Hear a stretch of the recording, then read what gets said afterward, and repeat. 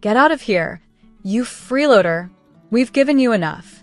My mother's voice sliced through the cold evening air as my father hurled my duffel bag down the porch steps. I didn't scream. Didn't cry. I just stood there, in the same driveway where I once played hopscotch and learned to ride my bike, now being evicted by the very people who were supposed to protect me. Hi everyone, my name is Elodie Graves. I'm 27, and for the past 5 years, I've been the unpaid maid, the babysitter, the errand runner, the family scapegoat. My parents had taken a long vacation to Europe with my golden child sister, Brielle. They came back glowing, rested, and cold. They didn't even come inside before declaring I overstayed my welcome. They said I'd done nothing for them. After 5 years of cleaning, sacrificing my college dreams, and watching my savings vanish on their groceries, they called me useless. I picked up the duffel bag, turned without a word, and walked away. But when I got to the bus stop and finally unzipped the bag, I froze. Because inside was something that didn't belong to me, but would change everything. The zipper stuck halfway, but when I yanked it open, I saw it immediately. A thick red envelope. Heavy. Embossed. With my father's initials in gold. Confused, I opened it, and my breath caught. Inside was a stack of legal documents, bound and signed. The top sheet read, "Property transfer, 48 Hearthstone Lane. Ownership title." That was our house. The family home. And next to the signature line was my name, Elodie A. Graves. I flipped through the rest, heart racing. There were notarized bank records, investment statements, even a trust fund registration form, all addressed to me. Dated 4 weeks ago. Why would my name be on any of this? Had they made a mistake? Or had someone they didn't expect, left it for me? That's when I remembered something. Just before their trip, my grandfather had pulled me aside during Sunday lunch. His voice shaking, he'd said, "Don't ever believe them when they tell you you're worthless. One day, everything will make sense." He died 2 weeks later. Now, sitting at the bus stop, holding this envelope in my shaking hands, I realized he must have known exactly what was coming. And he didn't just leave me a gift. He left me a weapon. I spent the night in a small roadside motel, clutching the envelope like it was my last breath. By morning, I had a plan. At exactly 9 a.m., I walked into the county records office with the documents. The woman behind the glass skimmed through them, her eyes widening. "These are legitimate. This house is yours now, Miss Graves. Fully transferred. Irrevocable." I nodded, heart pounding. My parents had no idea. Somehow, in their rush to throw me out, they'd mistakenly packed the very paperwork they planned to hide. Or maybe they never even read it, too caught up in their arrogance, too sure I'd never matter. The woman handed me the updated deed and smiled gently. "Congratulations, homeowner."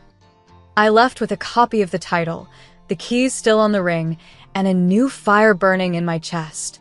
But I didn't go back home just yet. Instead, I visited the bank listed on the trust documents.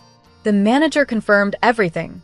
The account existed, the balance was real, and I was the sole beneficiary. It wasn't just a house. It was a second chance. A legacy.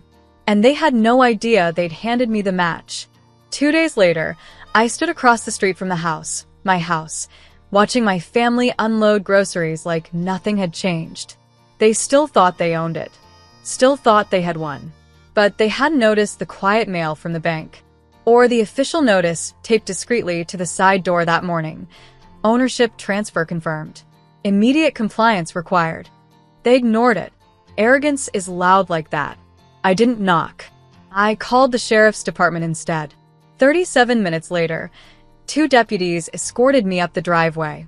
My mother's face drained of color when she saw me holding the deed. "What the hell is this?" My voice didn't shake. "It's called legal ownership. Granddad left it to me. You packed the documents into my bag yourself." My father lunged for the papers, but the deputy stepped between us. "Sir, you need to vacate the premises within 72 hours unless Miss Graves agrees otherwise. She's the rightful owner now." The silence was ice cold. My sister Brielle looked at me like she'd seen a ghost. "You don't belong here." I smiled. No, Brielle. You don't. That night, I changed the locks, and for the first time in years, I slept in peace. They didn't leave quietly. My mother screamed at the deputies. My father threatened lawsuits he couldn't afford. Brielle threw a mug at the mailbox and shattered it. But the law didn't care about their tantrums, only the title deed with my name in gold. I didn't yell. I didn't cry. I just watched as they packed up their things into garbage bags and dented suitcases, muttering curses under their breath. Brielle hissed, "You think this makes you better than us?" "No," I said, stepping onto the porch. "I think this makes me free." 3 days later, they were gone. But the damage they'd done remained. The house smelled like neglect. Walls were scuffed, furniture ruined, holes in doors and memories. It wasn't just a home anymore, it was a battlefield. So I started cleaning, one room at a time. I painted over insults they'd screamed. I donated the ugly gifts they used to manipulate me. And then I did something I never thought I'd do. I called a lawyer. I had rights. That trust fund? It had interest. And taxes they never paid. Turns out they owed me. And I was ready to collect. My lawyer was a quiet woman named Dana, the kind who didn't waste words, only delivered results. Within 2 weeks, she uncovered everything.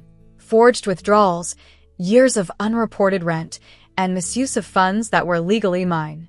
My parents had siphoned money from the trust for years, pretending it didn't exist. But the paper trail was airtight. And now it was in my hands. Dana filed suit quietly, no drama, just pressure. The kind of pressure that makes people sweat before breakfast. The first call came from my father. I didn't answer. The second from my mother. Straight to voicemail. Then Brielle texted, "Can we talk? You don't have to do this." But I did. I sent them copies of the court documents with a single line beneath. "You taught me how to survive. You forgot I'd learn how to fight." The next day, the story hit local news.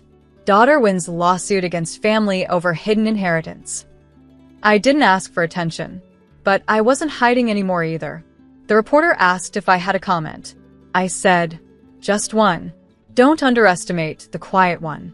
We're always the most dangerous." And I meant every word. Settlement came faster than expected. The evidence was overwhelming, and my parents knew it.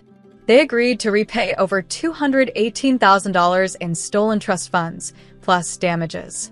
Brielle's name was removed from the second trust account Granddad had quietly created, a future nest egg she didn't even know she was losing until the ink dried. Dana called it poetic symmetry. I called it peace. But I didn't stop there. I donated part of the winnings to the local women's shelter in my grandmother's name. She used to tell me, "Elodie, kindness is power wrapped in patience." I finally understood what she meant. The rest, I reinvested. Into the house. Into myself. Into building something that could never be taken from me again. One morning, as I repainted the front fence, an elderly neighbor stopped by with her cane and said, "It's strange. The house feels lighter now. Like it's breathing again." I smiled, wiping paint from my wrist. It finally knows it's safe. Later that evening, Brielle showed up alone. No makeup. No noise. Just guilt in her eyes. "I didn't know it would go this far," she whispered. I looked at her, then at the gate between us. "That's the thing about consequences," I said. "They never knock." Brielle didn't speak after that. She just stood there, eyes glossy, hands trembling like she might reach for the past, for the version of us that never really existed. I didn't move. I didn't open the gate. Some doors stay closed for a reason. "Take care of yourself," I said. She nodded, wiped her face, and walked away. That night, I lit a candle in the living room and sat by the window, watching shadows pass across the walls I had once feared. The silence was different now. Not hollow, not haunted, just mine. In the weeks that followed, I changed everything. I planted a garden where my father used to park his truck. Hung soft curtains where my mother had taped up rules.